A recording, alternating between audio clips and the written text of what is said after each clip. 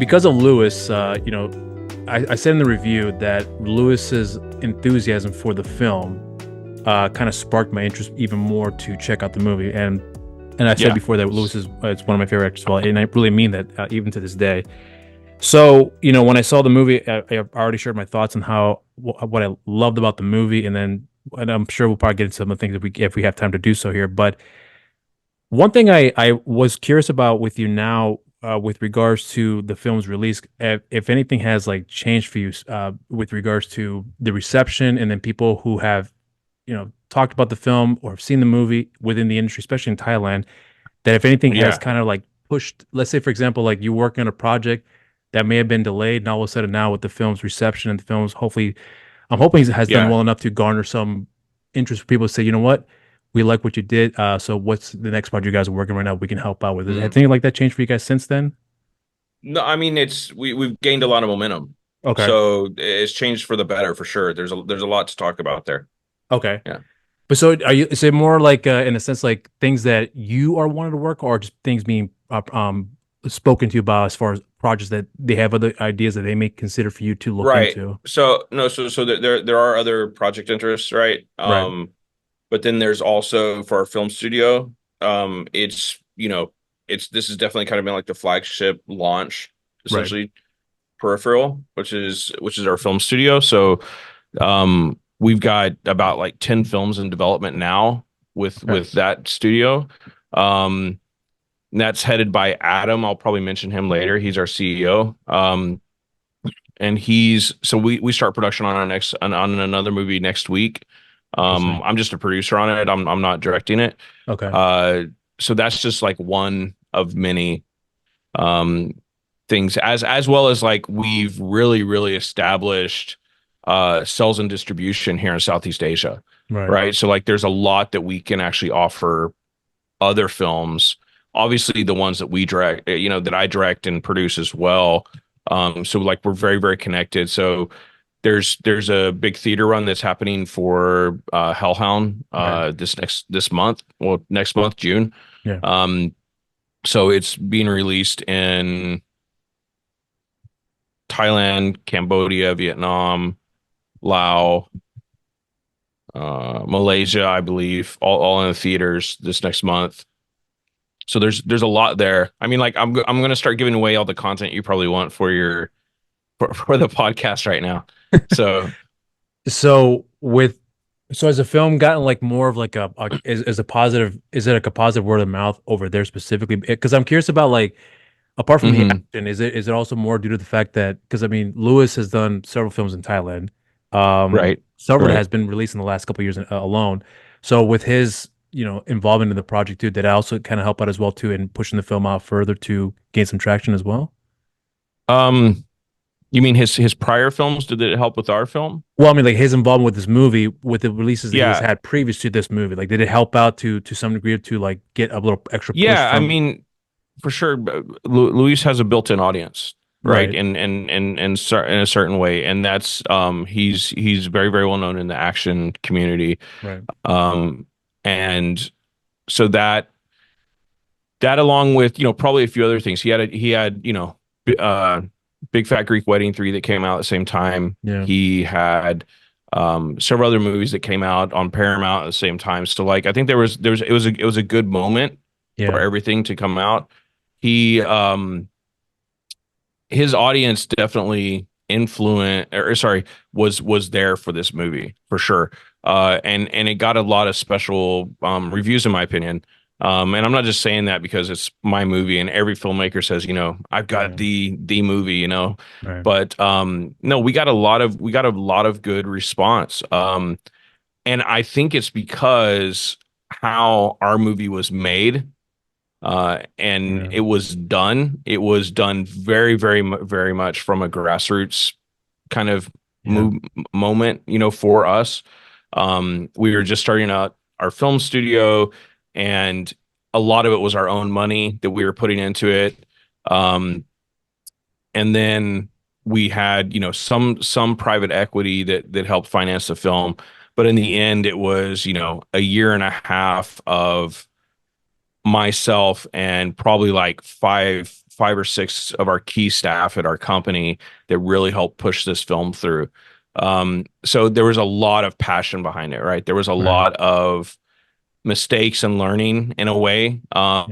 Because I come from a commercial background, Yeah. Yeah. I'm as aware. far as directing. Yeah. And so directing this, so I was a DP, right? I've shot, I think, 7 features as a DP before this. So the whole like understanding how movies are made, that's I've been involved in that and working on film sets for 15 years. But the directing it was coming from a commercial background. So I think that definitely played a part. I'm talking about a lot of stuff right now. I think Right. that Of course. definitely played a part in how I was able to roll with the punches of this film, because this film had so many punches. It was just literally like challenge after challenge after challenge.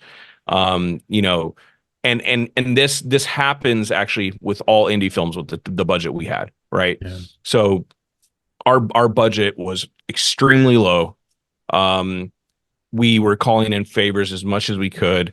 And because of my background in commercial films, right, you're always dealing with changes with clients. Anyone who's ever dealt with a client on a commercial set understands that you're constantly having your vision like regurgitated, right? Like your vision completely Yeah. goes out the door Yeah. because you're just trying to make the client happy in the end.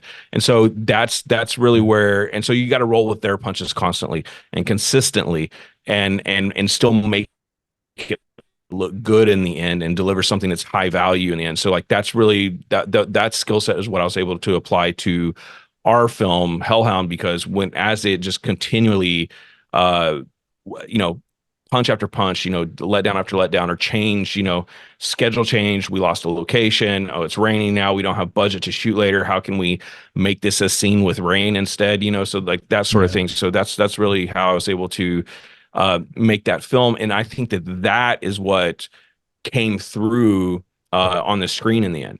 That it definitely has the action, right? It's an action genre film, but it definitely has a lot more to it. There's a lot more heart and character to it, I believe, Yeah. because of how we had to make it and how we had to actually put our own heart and our own character into the film. If that makes sense. It makes sense. I know where you're going with here. Yeah. So so in hindsight now, with how everything is, with the release of it all, despite the hurdles you had gone through, Yeah. um, I mean, so from what I'm understanding from this, because I've had her listen to several conversations you had in the past as well too. I mean, there's a lot of changes that were made, but at the end of the day, when you put everything together, like, is that still your final vision as far as how you wanted the film to come out to look like, as far as Oh man. where it's concerned, or is there a lot of changes where I had to make Um, compromises to make those changes? I mean, yes and no. Okay. I mean, so there's going to be a lot of directors and filmmakers that completely disagree with what I'm about to say. Okay. Um, but I'm okay with changes, right? I'm okay with the vision changing because I understand that it's a collaboration of people. And in order to get something completely just picture perfect, um, first off, you have to have a lot of money, right? A lot of money.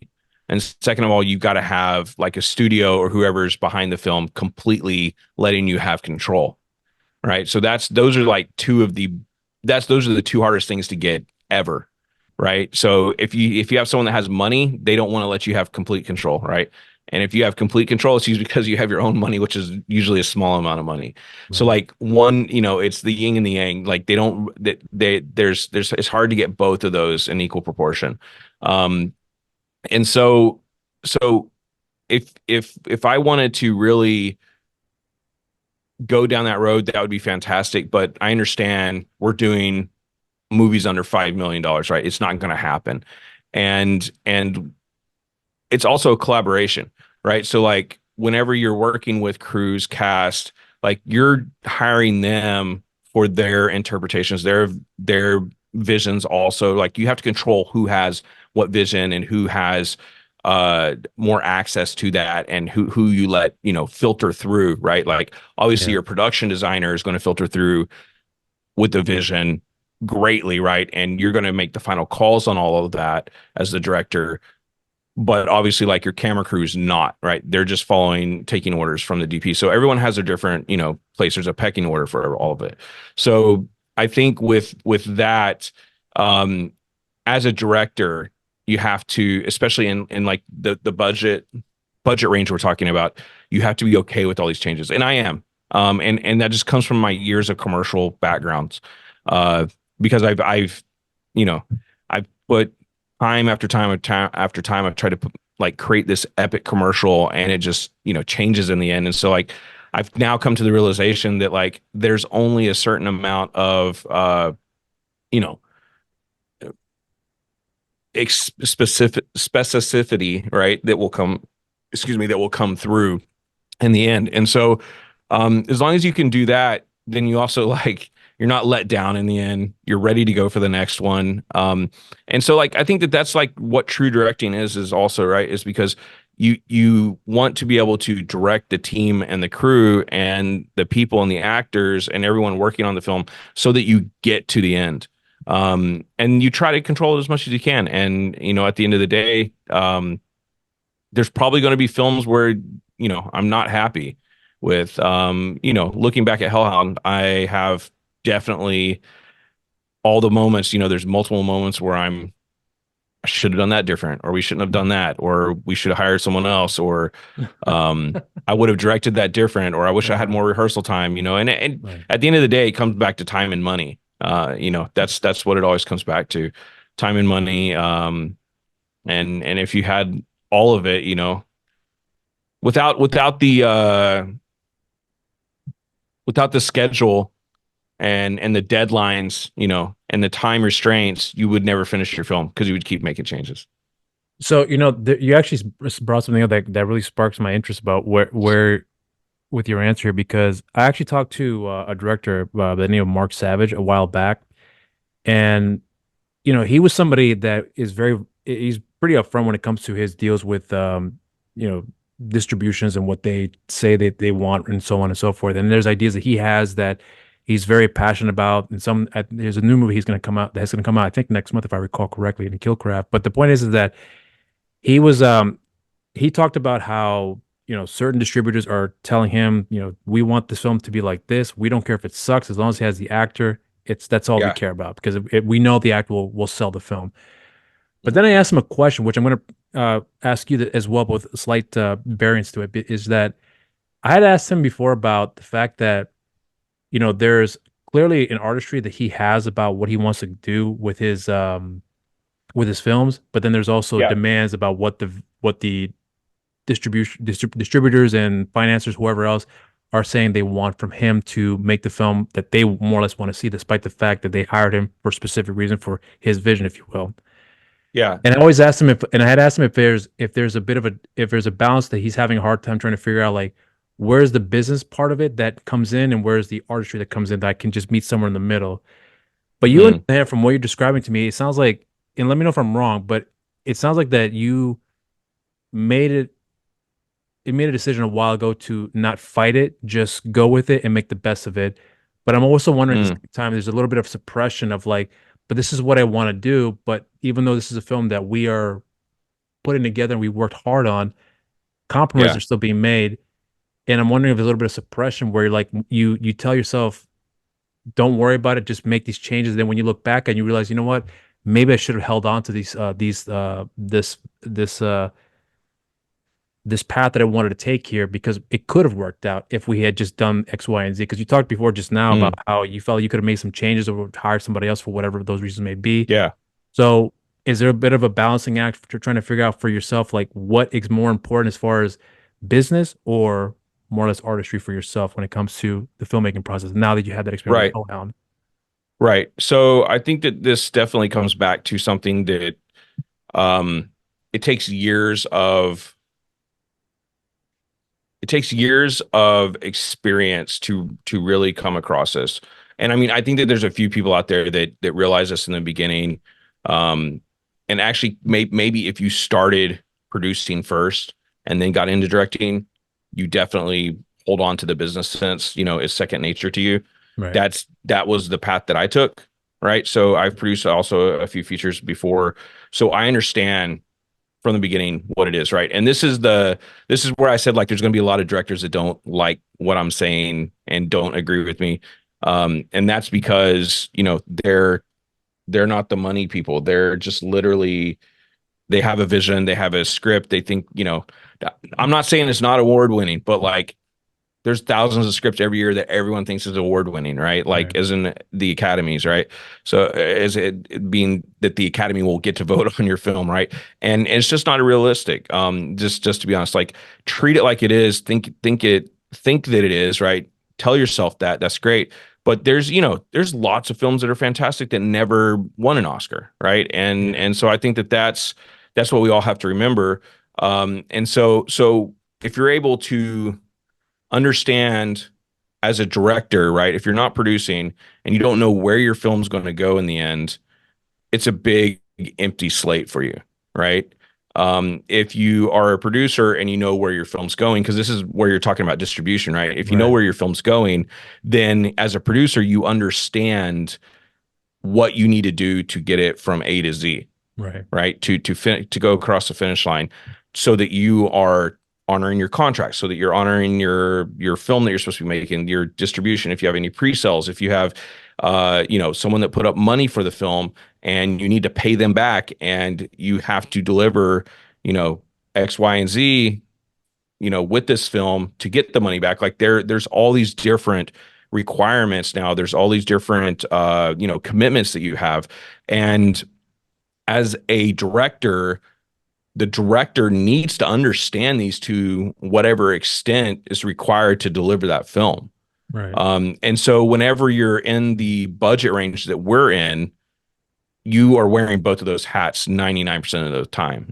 So like with Hellhound, I was wearing both of those hats 100% of the time, as Nico, our DP, was, right? He and I were both producers on the film, and we were finding money, we were putting in money, we were finding locations, we were doing everything.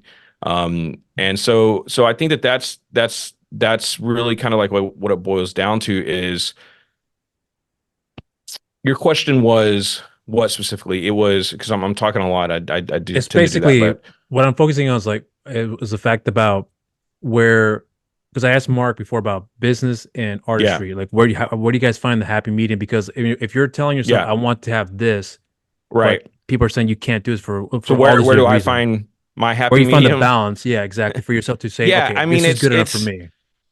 um it's man, that's a really, really hard question. There's going to be, every project's going to be completely different. Right. Hellhound, I had to be okay with changes. I knew that we wouldn't get the film made. I knew that it wasn't possible if I just wasn't okay with certain things, and some things are just out of my control. And I just had to not necessarily throw up my hands, but I just had to say, well, we did the best we could, and this is what we got. You know, and hiring the correct team to handle those situations is really kind of like where one of the things as a director shines through.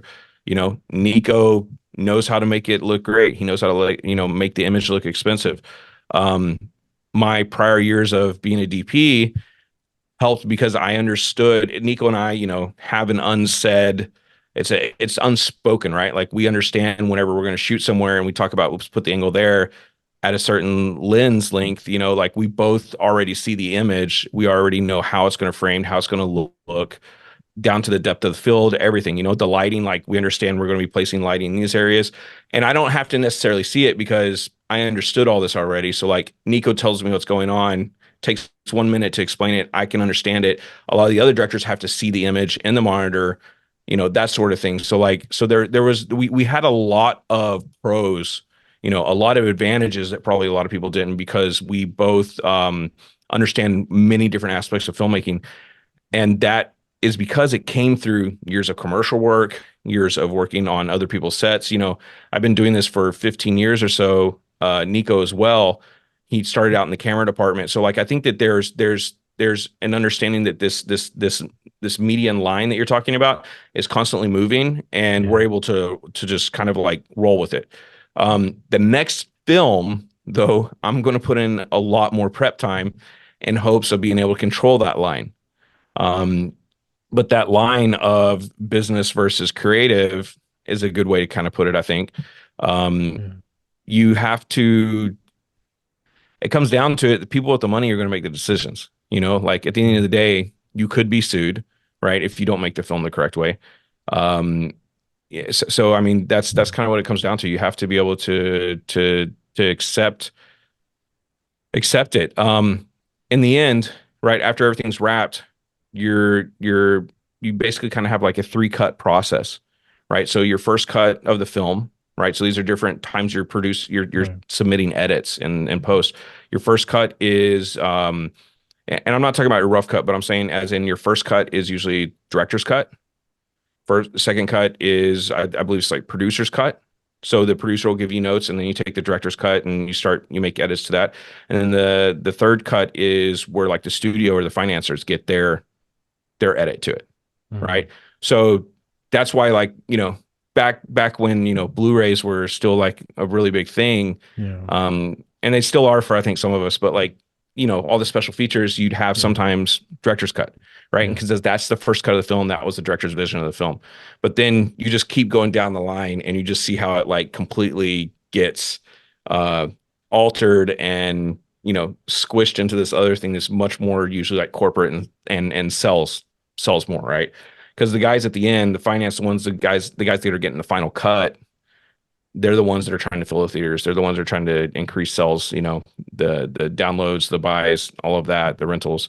So if Do they you want think more though? time Do, for an do you think? actor, you know, Do you think it's like it's because I don't think I've ever asked this question directly to sure. anybody, but do you think it's worth it? Because like for example, I've said before too with regards to people who are trying to get into the industry that it's not for the faint of heart. It's a really hard industry to endure because I think Walt Kaufman said it best Hmm. where he says this is an endurance, and I believe that wholeheartedly. But when you go through the whole process there with you got something greenlit and then it's something you are Hmm. passionate about, and then all of a sudden the changes are being made from several different parties that are helping you get the film made. And despite Hmm. what your initial vision was, and it starts constantly changing, you find that medium to the best of your ability, and you go through all those hurdles, and then you still go Hmm. through some additional set of hurdles, even post release of the Hmm. same film. At the end of the day, like, is for you, is it really worth going through all that? Because there's a lot of it's a lot more from what I'm gathering with from everybody. It's a lot more business than I'm not gonna say it's a lot more business than artistry, but it's a lot more business. But the artist is they're looking for, the business people. It sounds like to me are looking for what's the best thing that we can sell right now, and who can we Yeah. find to help us make it so we can sell it, and then we are going to decide what's good and what's bad. That's kind of like the whole thing in a nutshell from what I'm gathering from a lot of people and some Yeah. other things I also know as well too. But I'm curious for you though, is that really worth going through all of that just to get a film that you really wanted to get made that doesn't really come out to the full vision that you anticipated, but came out good enough for you to Hmm. say, I'm proud of what I've worked on? Yeah. I mean, first off, I think we all need to be humble and realize that like we have one of the best jobs that there is, right? So first off, we need to not lose sight of that. Good So point. there Yeah. is that whole aspect of it, right? Like I'm super lucky. I'm very fortunate to be doing what I'm doing. Um, and there's a lot of people that are not doing what they want to do for a career. And so I understand that I'm in a very privileged position with that. And so that is something that I try to continually remember and I think does help keep me grounded, right? When everything doesn't go my way. Um, and that's kind of what I think it comes back to, right? This whole collaboration process. So I run a business, right? I have a production services company. I've got a post house, and I've got the film studio. And we've got, I think we're approaching like about 45 full-time staff between all three. And there is a huge learning, amount of learning that I've done in the last 5 years with this. And that is that other people have better ideas than you if you just listen, right? And so I think that that's part of it being a director as well, right? You have to understand that even though it wasn't my vision, there might be something better or something that adds to your film in a way that you never thought about, right? So like leaning into the the things that you think are going to prohibit you, right? that's a whole different type of, I think that's a whole thing of personal growth that a lot of people don't understand. And directing and producing the whole thing, right? As a person, as an entrepreneur, for me, I think that whole thing of being able to lean into it, and it's not just like rolling with the punches, right? It's leaning into it and then finding something that's good and then working with that. Because unless, you just are a billionaire and you have money and you can just tell everyone what to do the whole time, like you're never going to be in that situation. So like, I understand your question, but I don't know that it's worth actually always going down the road of the what, is it worth it? What would have been if I did it the way I exactly wanted to. Like, I don't know that it makes sense to even to talk about that. The whole thing, right? Our Interesting. existence, we're here hanging out with people all of our life, right? No one wants to be lonely. Everyone wants to contribute to a conversation. So I don't think that it makes sense, in my opinion, to even think about that. Maybe if you're a painter and you it's like your thing person, sure. But like, you got to remember, film is the ultimate, absolute ultimate art. And I'll stand by that till the day I die, because it encompasses everything. It includes painting. It includes digital artwork. It includes acting. It includes singing, scoring, music. It includes sound design. It includes editing. It includes lighting, photography. Like, includes every single art there is. So you're trying to take a bunch of artists and say, that was my vision. You guys suck. Like, you Interesting. guys messed up my vision. I'm like, well, you hired a bunch of people that have vision to help create your vision. So, you know, they're all part of the conversation. That's my view of this whole thing. I guess then, with regards to going back to the film, then I mean, you know, I've I've looked at the movie. I've seen the film several times at this point for myself, and for me, at the end of the day, when I watch a film, it's like anybody else, it's just to get entertained. I just want to be entertained and Mhm. not worry about all the additional stuff behind the scenes, whatever. I just want to walk away having enjoyed the Yeah. film. So when you hear people talk about your film, whether it be positive or negative, like Yeah. if you're listening to that, does that also help in some ways for you to realize that the work you have done was good in your eyes? Like, it's because Yeah. Yeah. this industry is based on people's perception about, is this a good movie Yeah. to Yeah. anticipate the next one? So I'm curious your perception on that for yourself. Like, how do you, so it's kind of like, how do you deal with the bad reviews, right? Well, good and bad, because but like if you got Good. good reviews, Yeah. if it was nothing but good reviews, Yeah. I'm Yeah. sure it'll be very satisfying. But you get Yeah. Yeah. a few bad ones out there. There's obviously going to be a balancing out. How do you deal with that? Some people deal with better than others. I've seen people who have done very well with negative reviews, and I've seen people who have done horrible Yeah. with negative reviews. But I'm curious from your perspective. You Yeah. seem Yeah. pretty well balanced when it comes to how you conduct yourself in these things. Thanks. I just try to stay that way. Like the bad reviews. I mean, we've gotten plenty of bad reviews. We've gotten plenty of great reviews. Yeah. And you always got haters, right? Like, that's the whole thing. Especially whenever you're successful, um, people, don't like your success unless they're a part of it, right? And then if they're like the ultimate narcissist, they want to be at the top anyways. And so even if they're part of your success, they're not going to be happy unless you're the one that's under them, essentially. Yeah. So I think that I mean, we've got the cool thing, right, is about all the bad reviews and good reviews is that we've gotten tons of reviews, right? That means the movie's out there.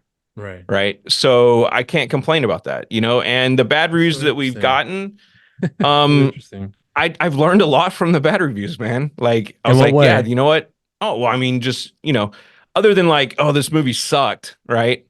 When people actually write something that is uh intelligent, Okay. right? About why they didn't like the movie, it makes you think, and you say like, oh, okay, I never thought of it from that point.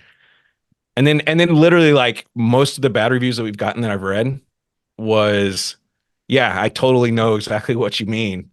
I wish I had more money and time, man. I would have, I'm right there with you, you know. I knew that this was going to happen as we were making the movie, you know. Like I wish we could have had more money and time, and I would have shot it exactly, you know, or fixed that issue that you're talking about. And so like you know, so like I was never.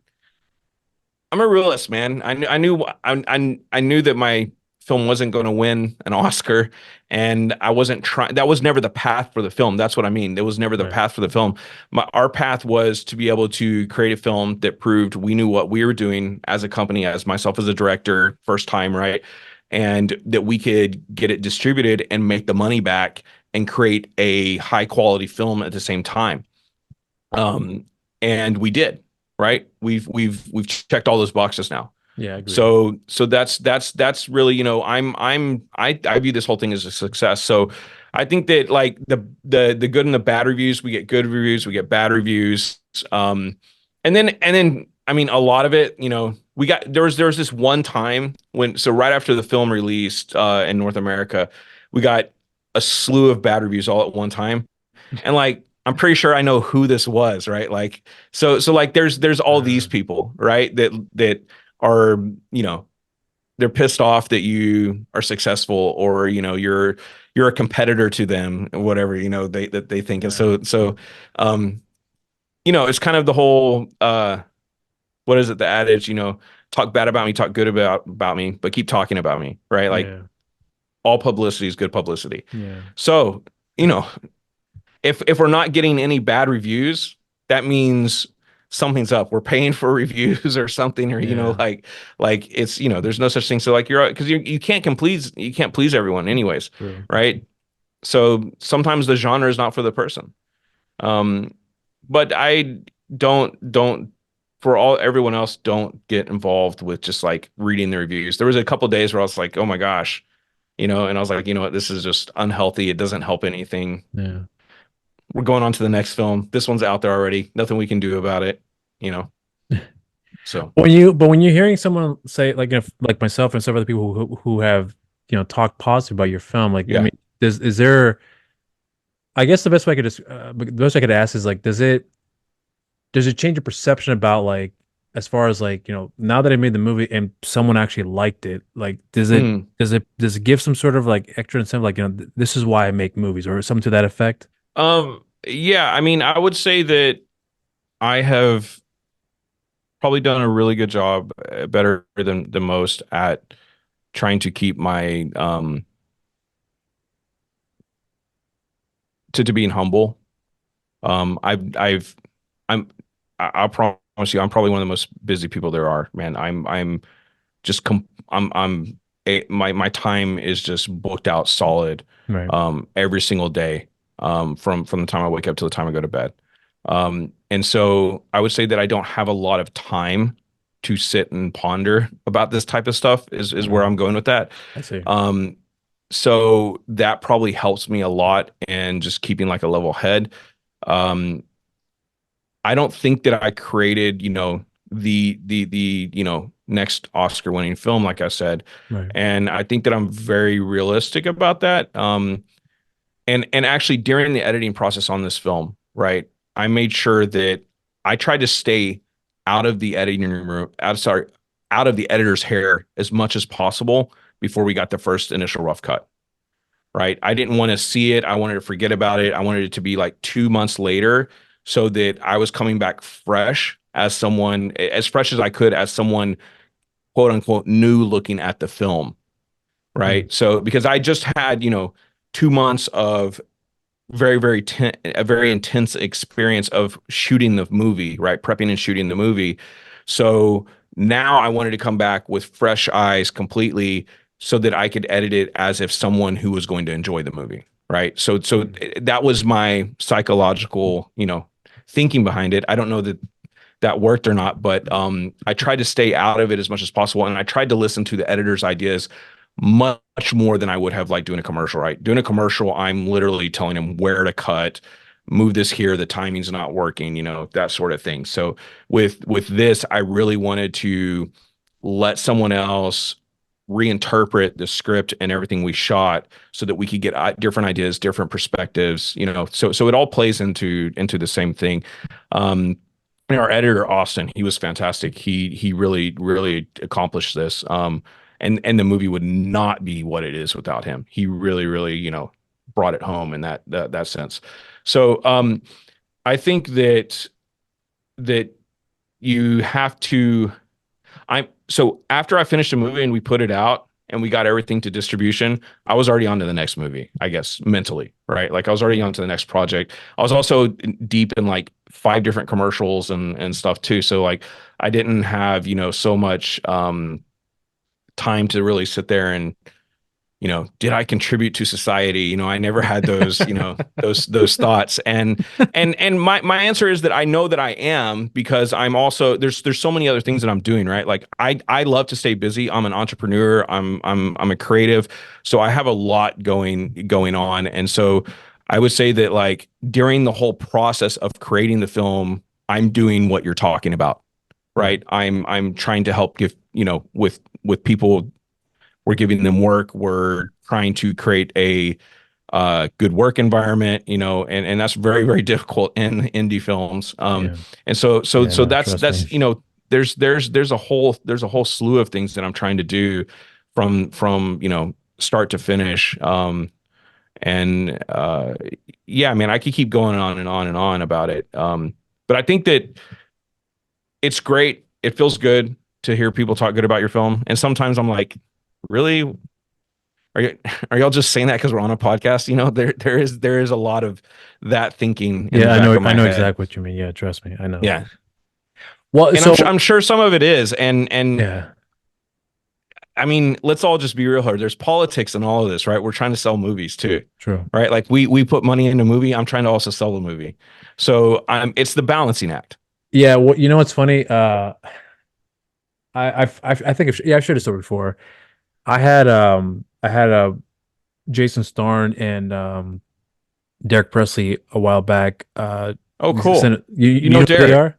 Yeah. I Dude, Derek and I are old school friends. We haven't seen each other in 10 years. Okay. But he and I used to work together at a production company in Texas Yeah. for like probably about 4 years. Yeah. Like, Well, those two guys are sweethearts. awesome.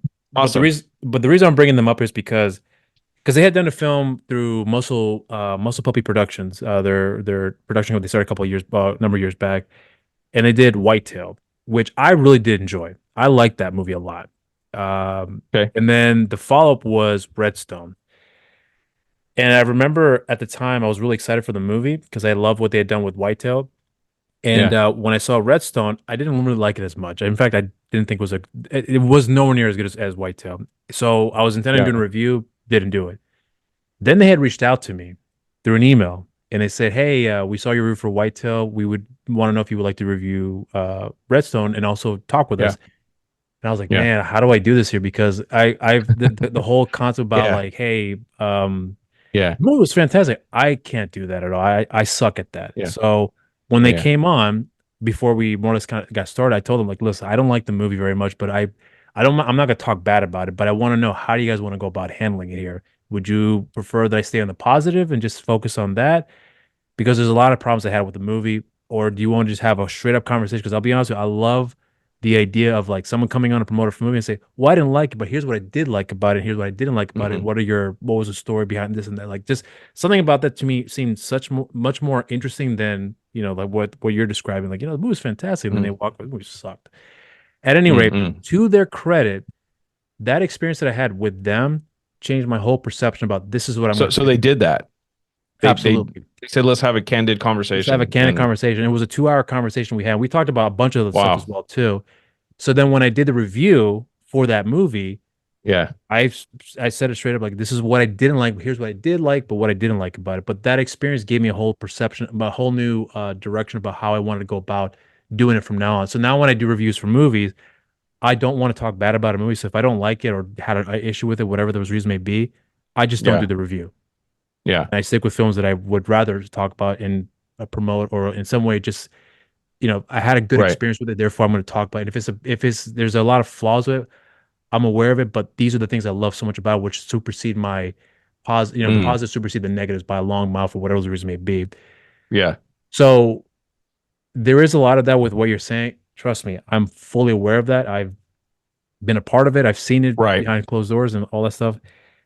So with that in mind, though, I guess my question to you now is, how do you deal with that for yourself when having to, you know, Mm, if you know somebody is, if you can tell someone is bullshitting you yeah. and you're talking about the film, how do you deal with it now moving forward with regards to the release of Hellhound, and how do you think you're prepare with the upcoming interviews for the next project you're going to have releasing somewhere down the line here?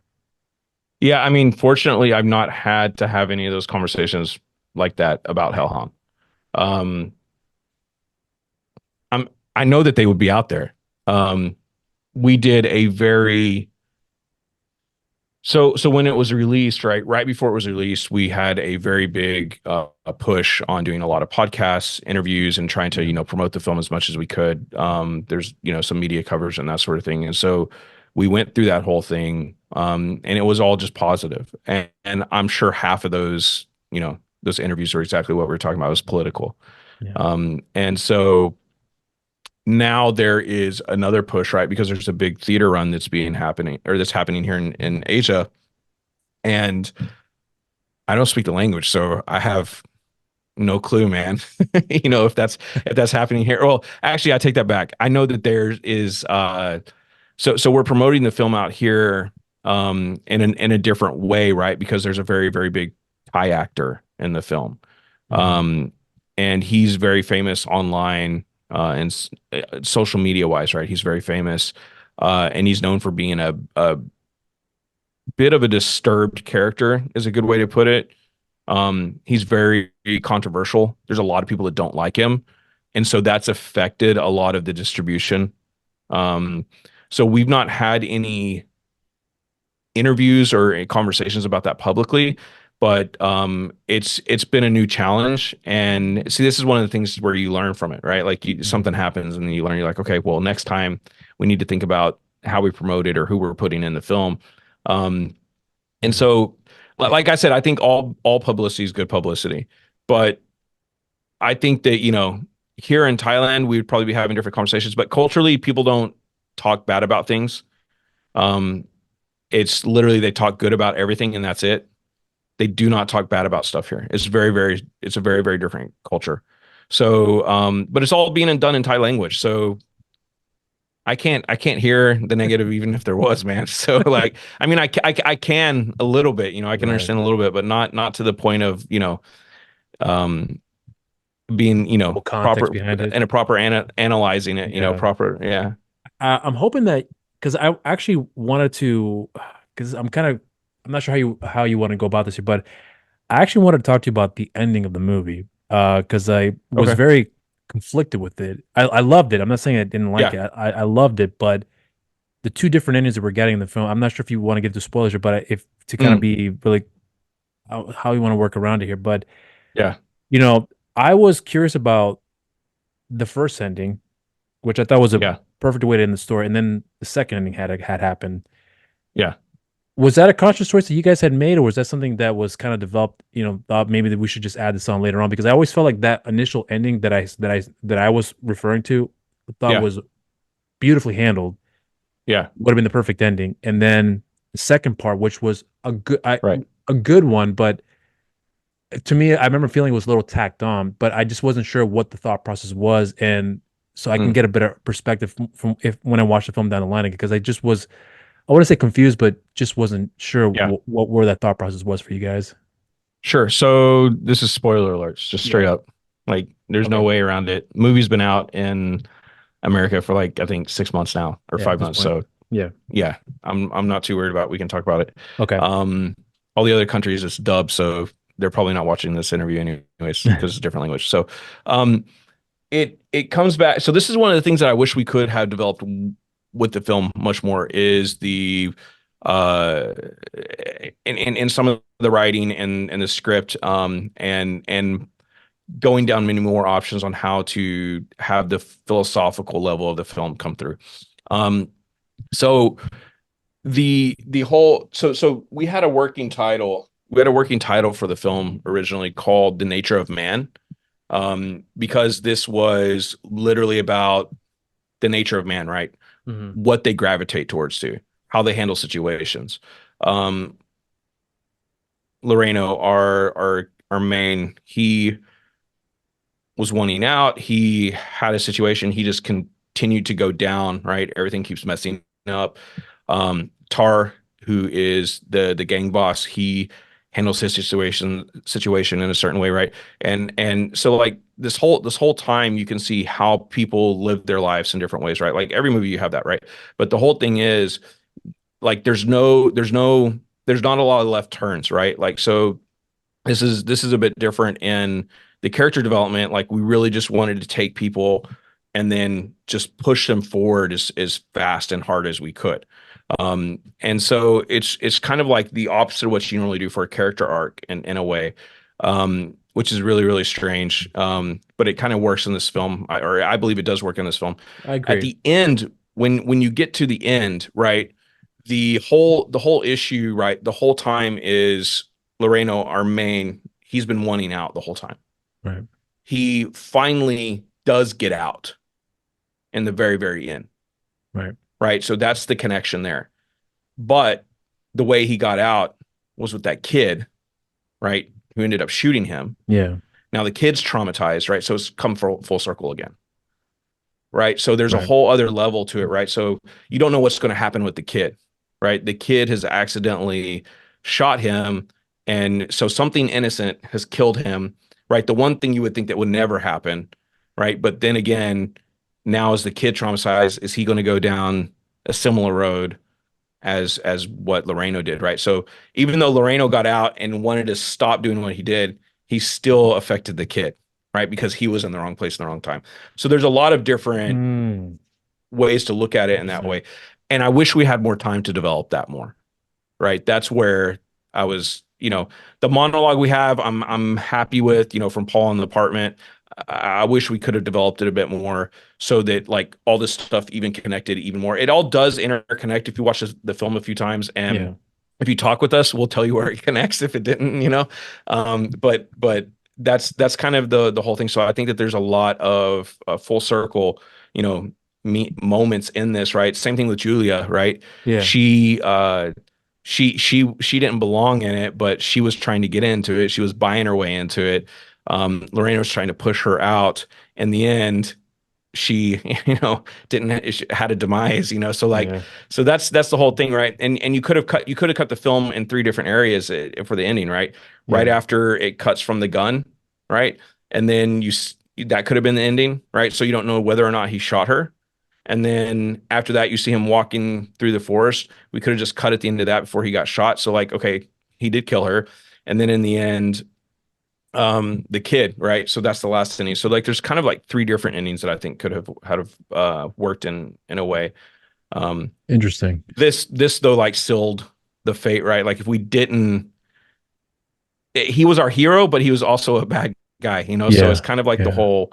It's a different type of character, and I think that we owed it to the audience to, even though he was trying to change his ways, like he still had to pay that ultimate price, And I think we had to show that to the audience. So, despite how quickly it was all put together, as far as because you said you wanted Yeah, more time, are you still satisfied with how it all turned out in the final cut? yeah, I am. I Okay. am. I like I said, man, I could go back and make, a ton more changes, and it would start with the development process, right? We Right. would make more changes to the script, and we would go and, prep four times, the amount of time that we had, and we would shoot three times the amount of time we had. I mean, all in all, we wrote the script during a COVID lockdown. So I Yeah. think the script had a total of maybe 2 months on it, which is crazy. Yeah. I don't like to say that. No one likes to say that. That's not something to brag about. That means like you just did it super fast. I mean, the film still turned out phenomenal despite Thank the you. turnaround time. So, I'm actually Yeah. I'm actually really surprised. Because Lewis does this as well. He always felt like he could always do better. I'm like, but you're so Yeah. good at what you do. Like, I mean, I talked to Jesse before, Jesse V. Johnson, about this, and he was like, yeah, I think every good artist doesn't have the full confidence because they know they can still be doing better, and then their work gets better as a Yeah. result of that. Totally. Totally. So, but I mean, I'm sure I know you're very proud of the movie because I hearing with what you're sharing right now and the various other conversations you've had as well too.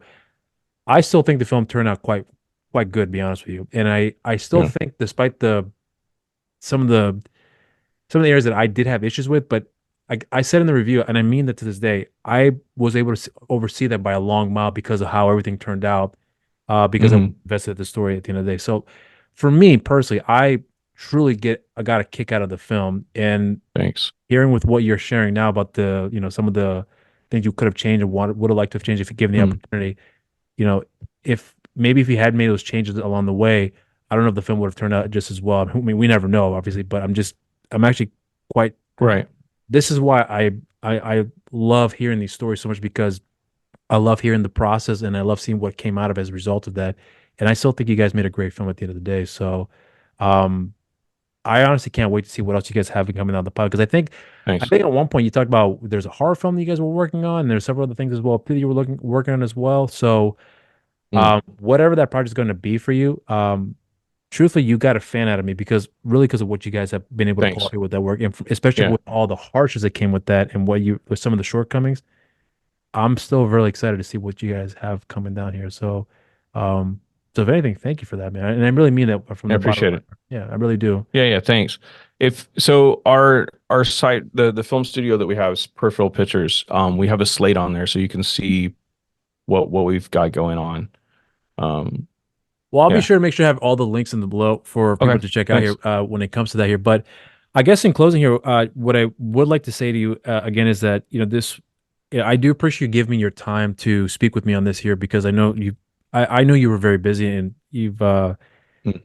you've given me just enough time for me to kind of get something out of it where I could really look back on it and think about it. So watching the movie again now with what you explained about the ending, I have a Yeah. different perspective on it. So being able to see it come Sure. off full circle, I think Yeah. has given me a lot to look forward to. But um, we've already talked about your upcoming projects here. But is there anything else as well too that you would like to just say in closing for anyone to be anticipating apart from projects or just something you would like to say in closing, just to have people to be aware of what they can be expecting from you when it comes to your production company and anything else you may be working on. Sure. So we are basically we're a production company. So Peripheral Pictures is a production company in based in Thailand. Um, and we are producing content here as well as Western films. Actually, there's no, we're not particular to where the film's being distributed, but what we're doing is we're also bringing films from abroad here to do sales and distribution, and then we're also taking the films that are from here out to do Western distribution, basically like domestic North America, Europe, that sort of thing. Hmm. Um, and I mean, we'll also distribute them locally here in Southeast Asia. But so we're doing sales, distribution, and we're also producing movies. So we're a very, very good company to do co-production with. There's tax incentives here in Thailand. Yeah. There's fantastic studios, crews. Your money goes much further out here. So I think that there's a big opportunity. We're always looking at scripts. Like I said, we have ten films right now in development on our slate. And so we're always looking to add more. We actually need to have about double of that so that we know, three or four of those get made a year. We go into production on our next one. It's a Burmese comedy. And it's we have our president Adam, and he is very, very experienced. He's been doing this for about 20 years. So he knows sales, distribution, all of that inside out. And so he's, had some very successful selling films in the past. And so he's the one that's basically behind that. It's not me. I'm just kind of, signing off on stuff at the end of the day, but I take his advice and word very seriously. So if anyone is wanting to work with us, they have a co-production, they have a script, they can actually submit the script through our website. It goes to our office, and we've got a team full time that's doing coverage on them. So they'll analyze your script, make changes to it, and let what we would change in order to want to develop it. So that's a free service that we offer. We do that to everyone. Hmm. You can just submit your script. If you have a movie already and you're looking for financing, like you have part of the money together, we're still, we're a very good option on that. We can, maybe we can fill that, or maybe we know someone else that can, and we can come in as a producer. So we have a lot of stuff in the works, with multiple other production companies and distribution partners. So, anyone that wants to do anything, man, like out in Thailand or in Southeast Asia, just hit us up, totally. It's a lot to cover. It's hard to cover in a 1 minute pitch, so. Sure. No, and I appreciate you doing that, because that's actually it's actually really cool to hear that, and I'm glad that there's actually a community, not just here, but elsewhere as well too, where people can look out to reach out to get some Yeah. stuff done. So I actually do appreciate you are going at it. You and everyone else on the team is going at a way to try to help make that happen. So I think that's really awesome of you guys to do so. So Yeah, you bet, man. for the cameras, I want to say thank you again for your time. This was a lot of fun. I would love to do this again down the line here. Hopefully, we'll have more time so we can just kind of pick up from where we last left off here. But I just want to say thank you again for coming out here. And until next time, cheers to you. Thanks, Rob.